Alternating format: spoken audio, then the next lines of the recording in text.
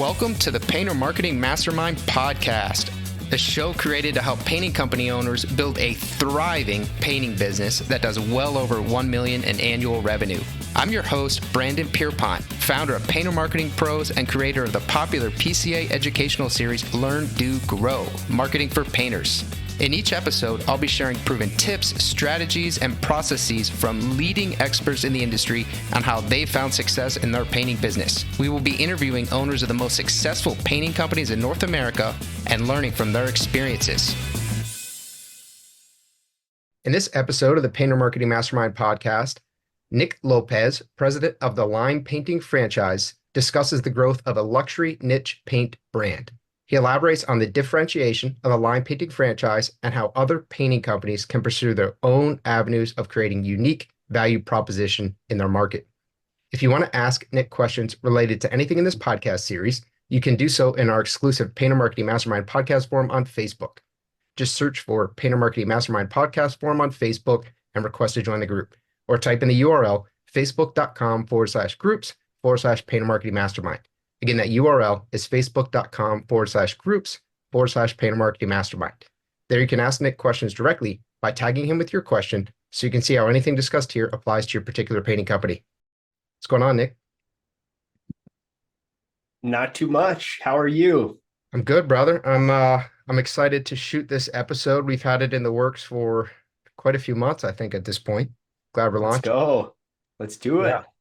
Yeah. So you and I were talking a little bit before we started filming here, and I mentioned how I had just seen a line painting truck, van, forget exactly what vehicle was, near my house in St. Petersburg, Florida. Asked if that was new. You said yes. Recently expanded, youngest owner of the franchise. Seems like you guys are growing pretty quickly. What's going on over there?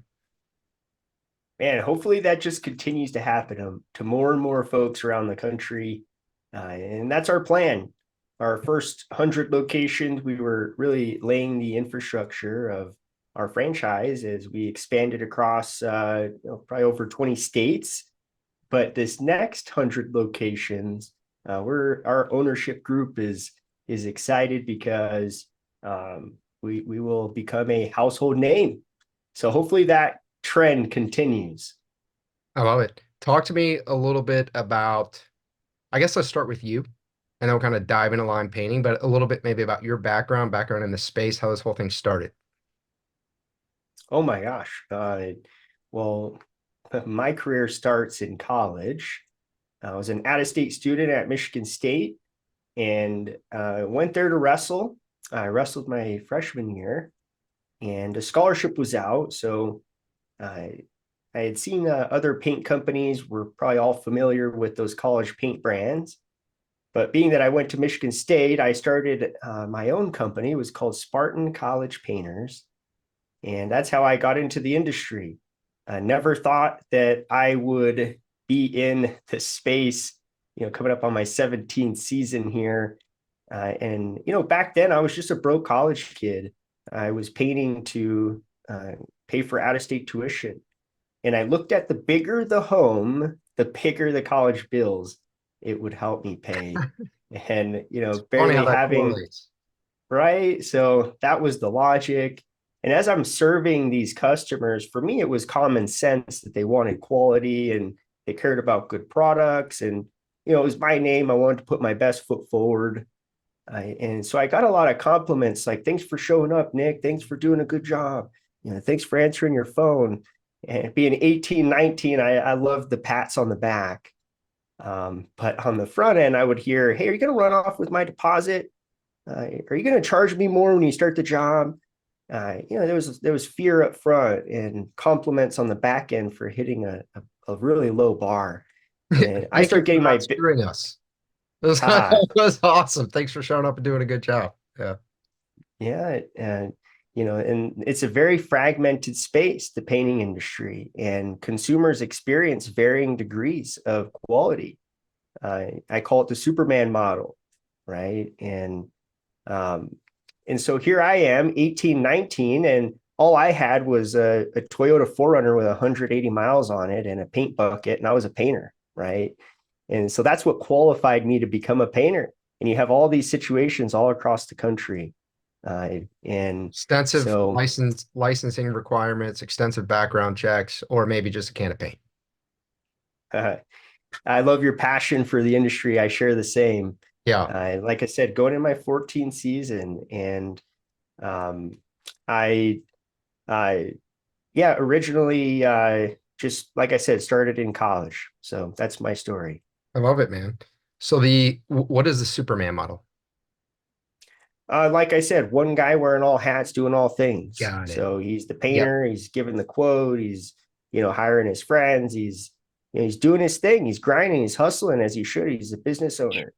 Yeah. Um, and so regardless, that customer is experiencing, that person that might have lost track of the scheduling or might have lost track of the quoting, or, there's, I love that the industry has become a lot more sophisticated through technology. But again, I started 17 years ago, so I've watched the maturation from a tech perspective over the years, but it still doesn't change, uh, the fact that, uh, painting is very regional, very localized, and every market, that's the beauty in our country, right? It's the free market.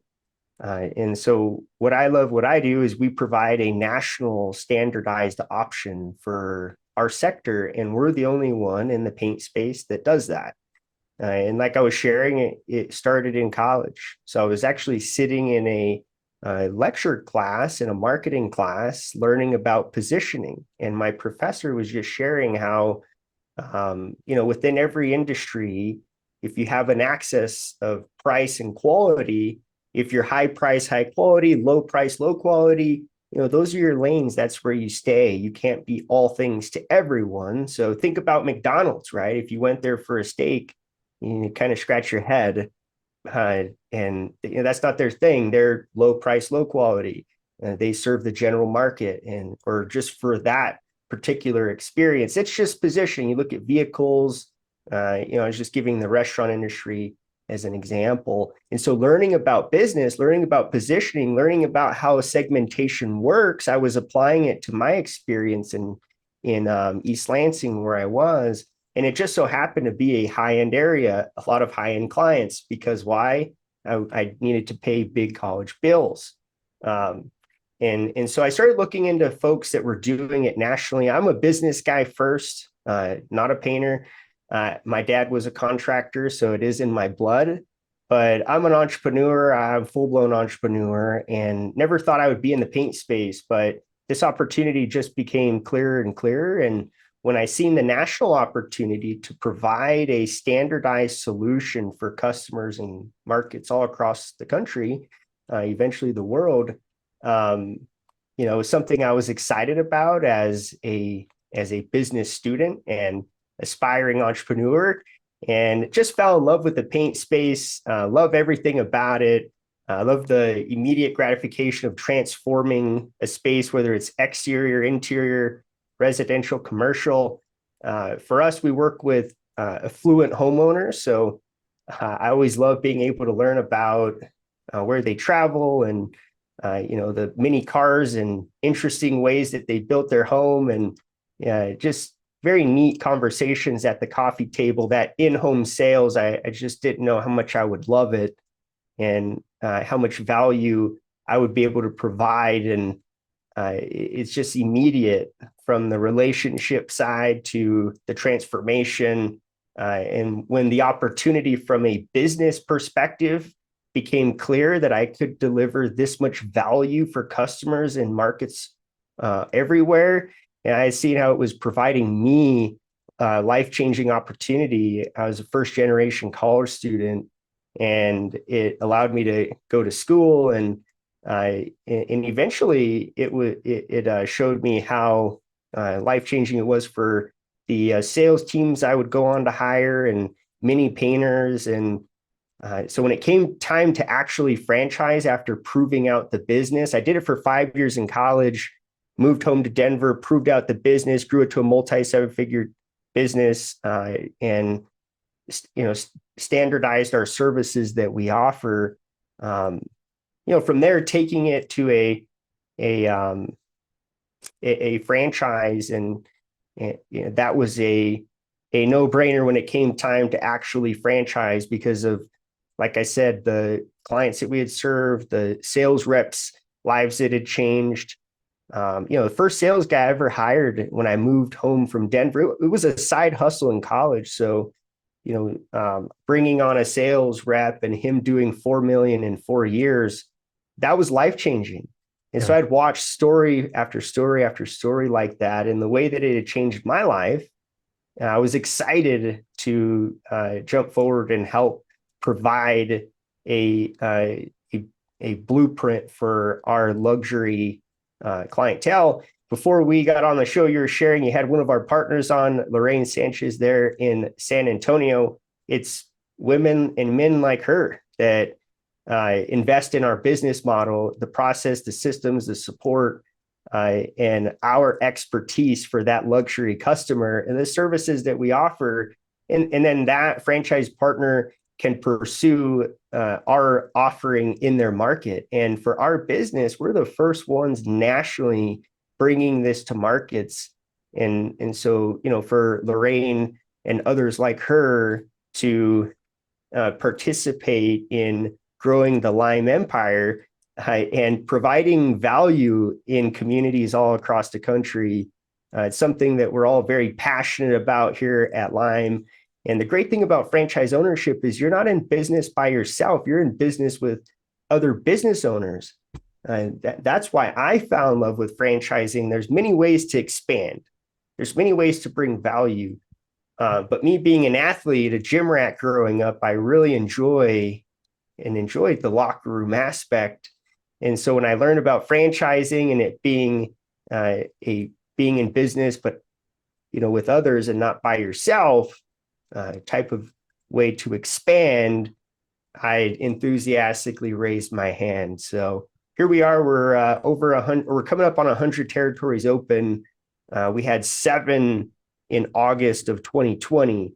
So we're here Q4 of 2024. Quite the ramp. It's been an awesome experience and very humbling to have so many talented franchise partners see the opportunity as a right fit for them in their backyard. Yeah. So man, a lot to unpack there. So I like the fact that you went to Michigan State. Like it's so often, I mean, I'm not going to hold it against you. I like it and I don't like it. I went to Notre Dame, so we can still be friends. But the typical entrepreneurial stories like, hey, I, uneducated, left high school, like just couldn't be employed, couldn't get good grades. It's nice to know that entrepreneurs come from all backgrounds, right? And can still be scrappy and can still make it work. You've obviously scrapped 5 years, you refined a model and then you scale that model. And also like your approach from a business perspective. You say, I'm a businessman, I have a background.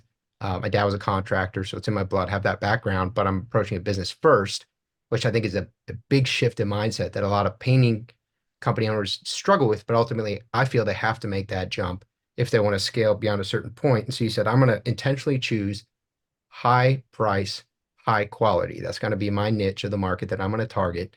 Do you mind sharing a little bit about, I guess, average ticket value, the kinds of homes that you guys are targeting? Do you prefer exterior versus interior? Do you do cabinet finishing? What does that actually look like? Right. Our average ticket residentially is anywhere between 10, 15,000, depending on the market. When you Solid. combine, yeah, and when you combine commercial across the country with residential, it jumps that ticket up to almost 27,000. We've had we What's your as you could split, Nick? tell, Like residential and commercial? How much are you guys doing of each? more and more commercial Okay. with our franchise partners. We launched very heavy in the high end residential space, and that was interior and exterior with more of an emphasis on exterior. Um, but our franchise partners, they love commercial, and so we create the infrastructure on the residential side. As you know, most of our subcontractors that we work with, we're a subcontractor model, by the way. But most of them that we work with would probably get about, depending on the contractor, 3 to 5 of the high end residential projects a year, and we'll provide them those types of projects 3 to 5 per month. And so Mhm. it creates a lot of synergy and retention and alignment around the customer. And so that certainly is beneficial all the way around for the Sure. customer, for the artisan, um, for the team that is doing the account management on the Lime side. But we do residential, commercial, and with the residential being the foundation where we build those artisan crews, just because of the appeal, we can then take those talented artisans and translate them into the commercial side. Again, we're looking for more of the high end and custom projects, even on the commercial side. So we're not much of the production in mass volume on the commercial end. And it really comes down to our roots. Because we're a luxury painting company on the residential side, we're doing a lot more than just paint, because these properties are made up of many surfaces. You can see one behind me, it's stone, it's manufactured windows and doors. There's stamped concrete, there's metal, usually like 2 foot long lights that are metal, and the railing that wraps around the prop or the estate. Every surface deteriorates from sun and water damage. You guys will do. and and so we're doing coating. So we're not just Yeah. doing painting. We Got it. look at paint as a type of coating, Yep. and we look at coatings as a way of protecting assets from sun and water damage. Sure. It's so the yeah, that's pretty extensive. What I'm I guess that what I think it begs a question. So sales is challenging for a lot of painting companies, right? I think it's an often misunderstood, unappreciated aspect of running a business for a painting company. I think the typical standard is go in, present an estimate, which I don't even like that word. Oftentimes that estimate, I like how you guys do in-home sales. Oftentimes that estimate's emailed, 48 hours later, which is absurd to me. And then wondering why people are price sensitive because you've presented a McDonald's hamburger and you hope that they pay for the stick, right? As you're talking about, how does line painting, I guess, go about finding, vetting, training franchisees to be able to effectively go sell this way? Yeah, it's not just recruiting and onboarding and training franchise partners, it's their teams as well, Yeah, right? So that's exactly what we are. We're a sales machine. We're a sales organization, and that's what our franchise partners are. Those are the skill sets that they bring, or at least have the skill sets to develop in those ways within our model, because there is a blueprint, there is a way, there is a process from a sales perspective, from an operations point of view, otherwise known as production, right? Or just the operations of your business. There are playbooks, support, uh, training, and the most powerful part of a franchise is the community. You have folks, whether it's the employees, the teammates in these locations, or the ownership, that can come together and collaborate. And so that's what we do as the franchisor. We create the community, we create the mechanisms to collaborate and create a sales culture that's greater than one location, but is as a whole nationally. That is the enterprise, that is the empire that we're all invested in. And as a result, customers benefit, salespeople benefit, artisans in the local markets that we serve benefit. And yeah, at the end of the day, it's just about providing an old school service in a quality fashion and doing it consistently through process and systems. And one of them being sales, and and so helping our owners grow as business owners, not on just the marketing side, but on the sales side, on the recruiting side. That's what we do as a franchisor. not only are we investing in infrastructure to complement those systems that our owners need, right? But providing the playbooks across the board and facilitating the collaboration of the community so that we can unite and grow and bring value to the industry, and ultimately improve the customer experience. Yeah. So I think that sounds great, man. This year's obviously we're filming this near end of 2024. This year's obviously been a little more challenging for a lot of painting company owners than last year. There's a lot of concerns about inflation and um, the upcoming election coming up here in about a month. The increasing wars in the world, right? A lot of uncertainty, which is causing homeowners to be a little bit more reticent, potentially a little bit more price sensitive for discretionary purchases such as large painting projects. How are you guys dealing with that, especially when you're saying, "Hey, I want to stick to a high price. I'm not going to allow ourselves to be beat down or play that race to the bottom game that a lot of contractors play." How do you handle it when the economy starts to get a little bit more difficult? Yeah, we provide value, and that value is based on need. We're providing solutions to need.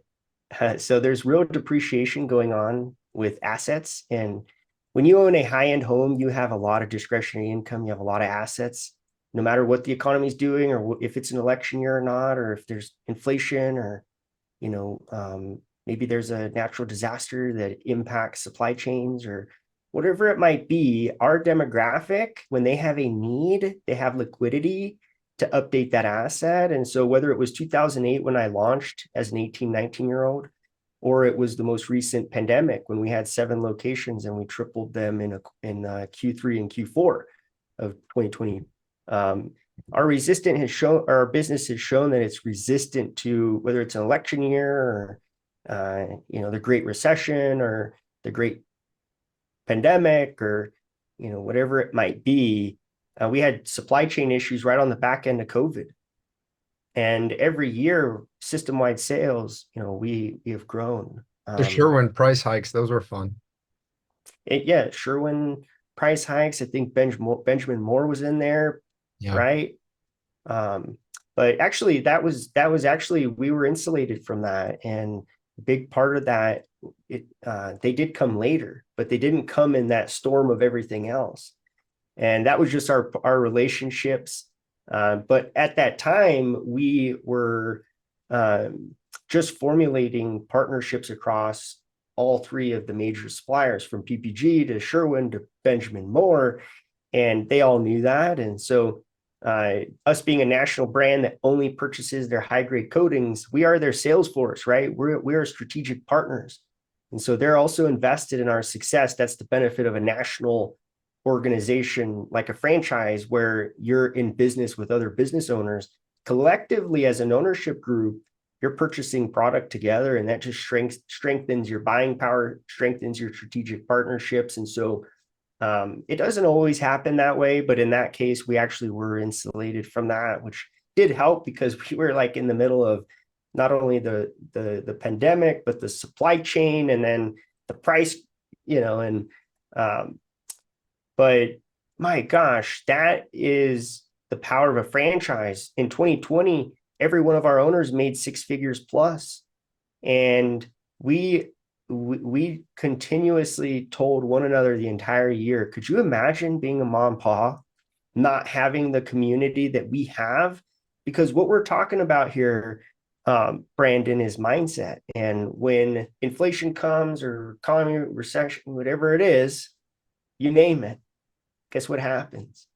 Your competition stops executing. Why? Because they were told something by some thought leader on some show that they listened to, or the news station, or their relative, or their friend, or maybe it was just they were hungry and tired and had a trail of thoughts that took them down a path that talked them out of executing, talked them out of doing the work.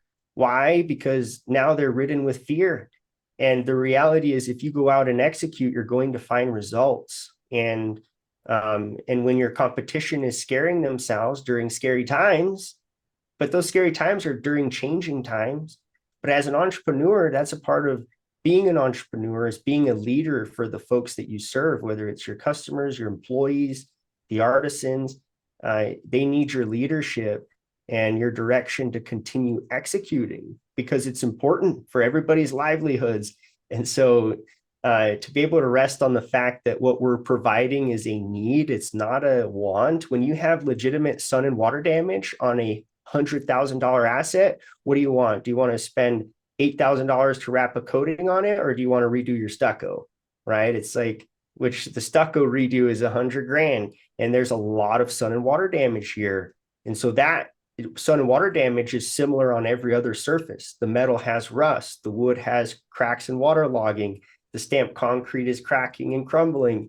It's all the entry doors, the clear coat's worn off, the stain is, the wood is starting to crack. These are expensive assets. Even the doors on the homes we work on are worth $10,000 to $20,000 each, and there's usually two, right? So we always take it back to our sales model and creating value in that sales model. So if we're hearing objections or whatnot, again, it might not be the right fit in terms of demographic, but as long as it's the right demographic and there's legitimate need, right, our model works. So take it to the sales process, and that customer is going to understand the need that's there, to your point, versus just seeing the price, right? Sure. How many times do you not do anything that I just said, and you present the proposal or the quote or whatever you call it, and they just see the price. So you got to have a fit of everything. Does the person have money? Do they actually need the service? And then is there a proper system in place to pair the two together? The person that has discretionary income to maintain that one of their highest valued assets, and the solutions for maintaining it, and you pair those two together through systems and process. Then you can rely on the branding to compound within neighborhoods. Then it's about relationships and being an empire builder there within your community, regardless of inflation, the election, whatever it might be. But telling yourself the right story, which is let your competitors talk themselves out of executing, so that you can be the one that serves the customers in the market, because they're going to be there regardless of what's going on in the world. Sure. I think a couple of really important points there. So the idea to continue executing, action trumps perfection. And I think so often people get paralyzed by fear, especially when some negative things start to happen in the economy or otherwise within their business. And the companies during a downturn, the companies that execute oftentimes can take significant market share, and that can be some of their best growth opportunity.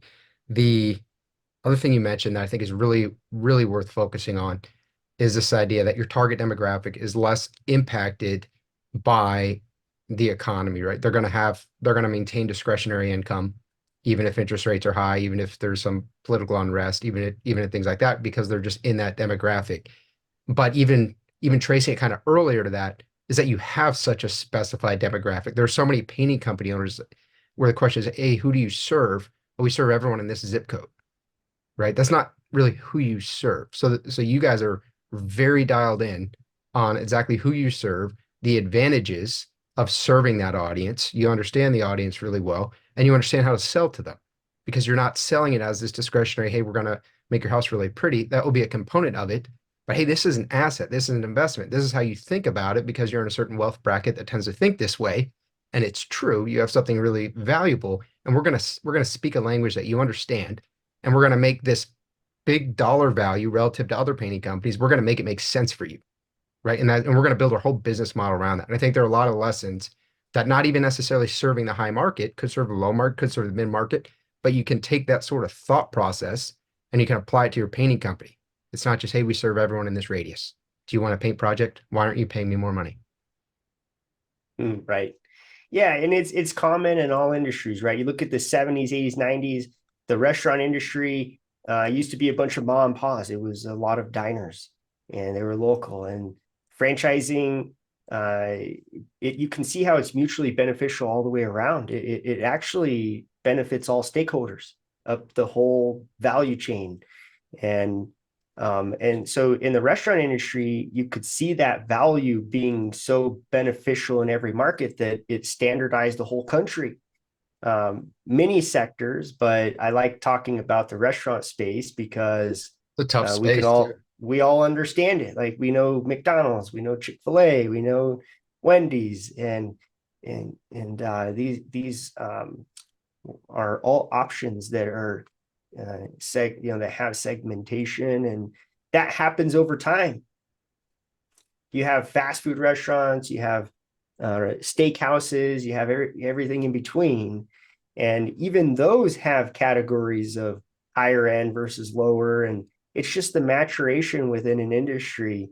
And what's exciting about home services beyond just painting, but home services at large, franchising has been creating this incredible value for all stakeholders in the space for about a decade now plus, but really picking up momentum the the latter decade or so.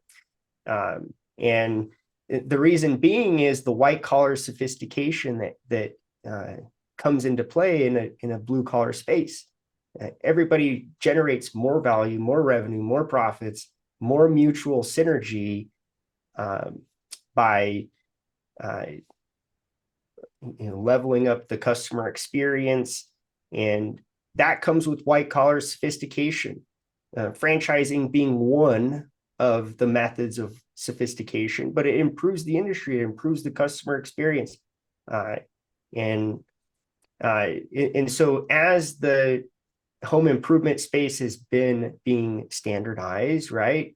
We're really excited about being able to provide a standardized option for a client that wants to pay more to get more in contracting, where that's not always the case. And you don't always think of that as a homeowner or just a customer in the space, but you do in just about every other sector, a lot of others, right? Think about the auto, we're talking about restaurants, even your phones.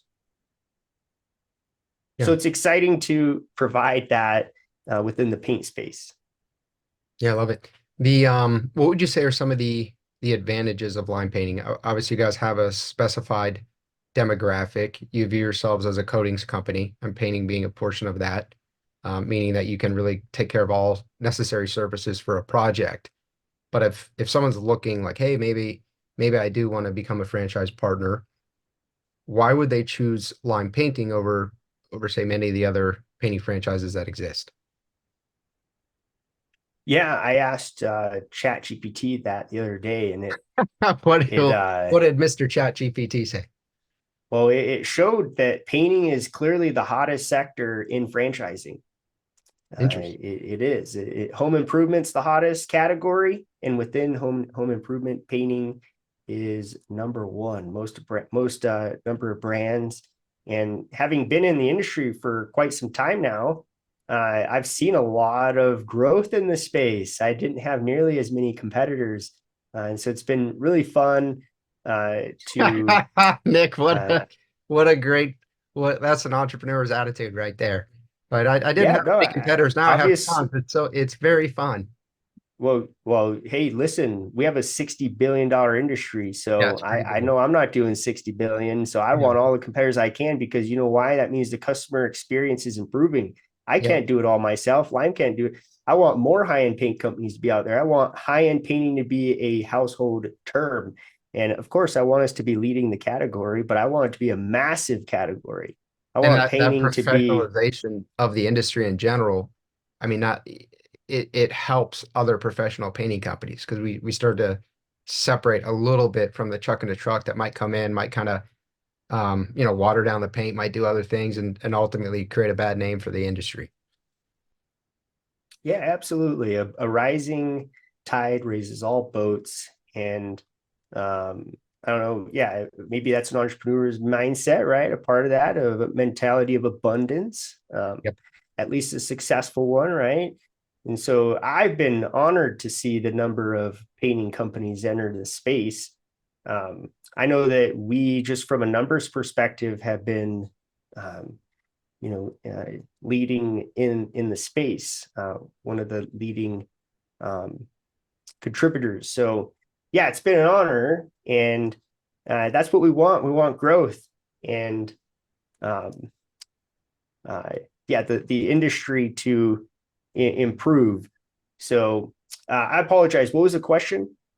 It was advantages of line painting Oh, there we versus go. potentially other franchise options. Okay. So yeah, to that point, um, you can't fake culture. So culture kicks strategies butt every day. Interesting. And when you have culture combined with strategy, it's undeniable. But the people at our company, our franchise partners, they're elite. We only work with the top franchise consultants in the country. And they do a tremendous job of matching us with highly talented franchise partners. We're very selective with who we bring into our brand. I'm not going anywhere. I've had a lot of interest from private equity, one of the fastest growing franchise companies. I say that humbly, it's the people behind us, but we are not going anywhere. And so yeah, it attracts super talented owners, and that turns into culture. But we're intentional about our culture. We're intentional about the types of folks that we bring into our organization, and we tell people no all the time. And that's not something we take pride in per se, but we do take pride in stewarding the enterprise value and growing the brand that we're all invested in a way that aligns with our ownership group. We're very much a values-based company. Lime stands for love, integrity, mission, and excellence. And that is a posture. That's a way of showing up in the market. And so folks, when they join Lime, they choose that way of doing business. And you can tell the benefits that that provides to our suppliers, to our artisans, to our sales teams that we build, to the collective ownership group, from the way that the home office supports our franchise partners. It's a posture that sets the tone for all stakeholders, that creates a healthy collaboration amongst the company, and that leads to innovation. That's the power of a franchise organization. That's why franchising creates massive empires, because it's collective ownership united, and it's mutually beneficial up and down the value chain, from the consumer to home office and everyone in between. And so, yeah, what is it that separates us or makes us different? It's the fact that we're a franchise business, and there's so many advantages of a franchise organization. And it's the way that we have grown the franchise, the types of people, and our systems, our process, our approach. I can't tell you how many Ivy League people and the best in the world that have created the iconic brands that we all love and appreciate, that have invested in Lime and leaned in, and have gotten us to where we are. There's been so much talent that has produced what you see. And so we don't hit 100 territories open by chance. There's been a lot of partners that have done extensive due diligence, and they see the systems, the processes, and that talent that has created the empire that is Lime. And like I said, we're really just getting onto the scene, our first 100 locations. And so, yeah, we look forward to just continuing to improve the industry. We're all about leveling up and improving the communities that we serve. And that means our industry as well, whether that's franchising or the painting space, the home improvement space, the luxury homeowner. We just want to take an abundance approach and and improve um, and do good in the world. Yeah. So Nick, one of the advantages that I think you have and that some of the industry partners that I've had on have is this oversight of a lot of different companies, right? Because you guys have 100 franchise partners, meaning you have kind of your fingerprints in all parts of the country, so you can see what's going on, what things are working, what things are not working. And we have a lot of people listening who are not going to be franchise partners, right? They run their own painting company looking for strategies on how to improve their own growth. Can you share some strategies, some tactics, some best practices? Doesn't have to be any, covert IP or anything like that, but just things that people can learn from you about how to maybe improve their own sales process or their business in general. I mean, some of our best owners come from the space. Some of our best owners know the space really well, and they come and do that really extensive due diligence I was talking about, and they realize, wow, I can build a bigger business here, and I could be a part of a larger organization, and I can have all the benefits of a franchise organization, and I have immediate access and ownership to that. So I wouldn't bypass. I think a lot of your audience should actually consider joining our empire and partaking and owning some of the empire and bringing it to their local market, because they could really benefit from our coaching, our systems, our processes. They can stop spinning their wheels and trying to figure things out, and get backed by a national organization. And you have peers that you can collaborate and network with and share best practices in how to best do that. We call those conversions. So you do a conversion and you become a franchise partner. Maybe not everyone is thinking about that. Just want to throw that out. It's not right for everybody, of course, but it certainly is an option. And like I said, that those are some of our best partners, as you can assume, coming from the space. What we're vetting for in that case, again, we don't award to everybody.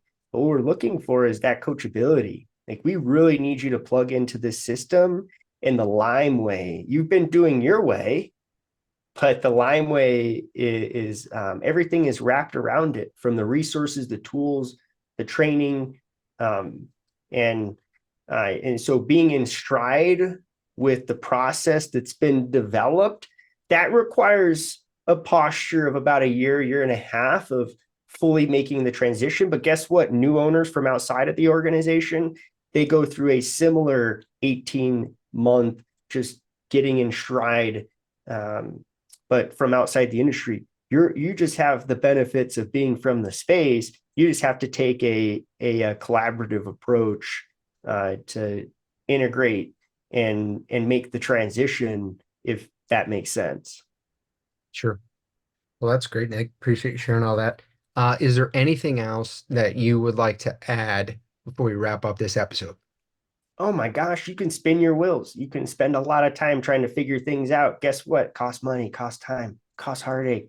It takes away from your family time, the balance in your life, right? But what if you had all the systems, the process, the training, from marketing to recruiting to onboarding and like, you just those two things, marketing and recruiting, right? Just those two things. And you throw in the technology, I haven't even mentioned that. And the talent at our home office, haven't even talked about that. But you have access to all of that. Yeah. So I would just throw out that you might want to consider joining one of the hottest and fastest growing national brands in franchising as a whole, but in the paint category as well. And what's unique is nobody in history has done what we're doing. So you get the opportunity to make history as well in your local market, and most importantly, have fun while doing it. So yeah, I could talk entrepreneurship all day. When you throw in paint, it just you hit all my trigger points. And so this has been an awesome experience. I hope I've brought some value and created some context for what we do at Lime. And it's been a real pleasure being on. I appreciate you joining, Nick. Thanks so much for sharing all that. If you want to learn more about the topics we discussed in this podcast and how you can use them to grow your painting business, visit paintermarketingpros.com/podcast for free training, as well as the ability to schedule a personalized strategy session for your painting company. Again, that URL is paintermarketingpros.com/podcast.